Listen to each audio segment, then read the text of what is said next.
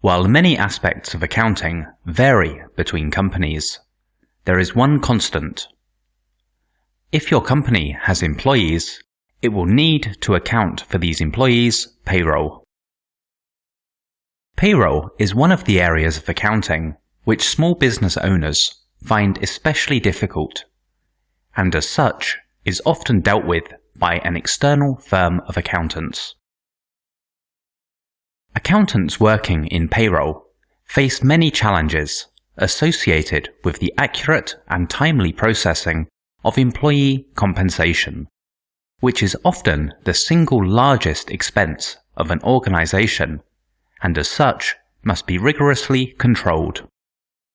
The first challenge can come with the collection of input data. In small companies, this may be as simple as an email from the boss stating how much overtime each employee worked, or the basic salaries. But in large companies, collecting this data may require liaising with multiple department heads to find out the level of bonuses, commissions, and other fringe benefits due to each employee, as well as details of any new starters and leavers in that financial period. To make things more complicated, you will also need to have the requisite documentation for these people, showing their earnings to date, tax code, etc. In some companies, the payroll clerk may also be responsible for paying independent contractors whose work duties could classify them as employees. These are paid as invoices rather than directly through payroll, as it curbs payroll tax and limits benefits. Providing you have managed to collect all the required information, you can start processing the payroll. Although this aspect has been greatly simplified since the advent of computerized payroll software, current programs are lacking in the more complex functions needed to calculate the salaries of senior employees, whose salaries are tied to company performance or returns on investments. Reimbursement of business expenses also needs to be worked out at this point, providing, of course, the employees seeking reimbursement are eligible and can produce the correct receipts.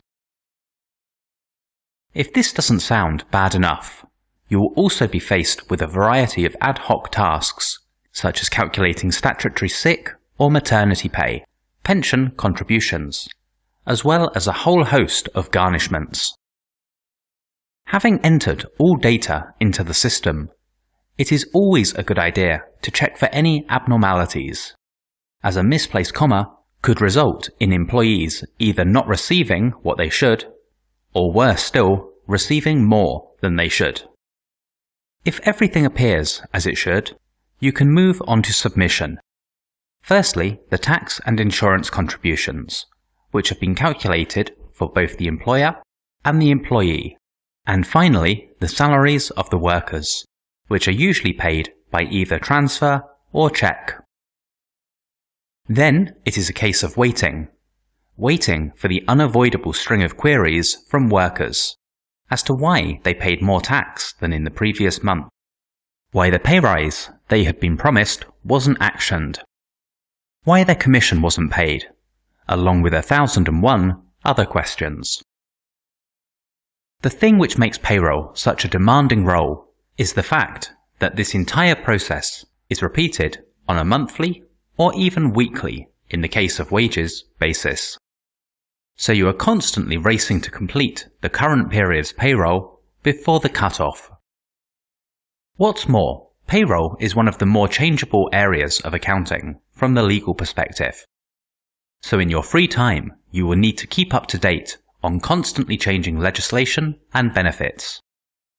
So the next time you come into contact with your payroll clerk, take a moment to express your gratitude for their hard work and dedication.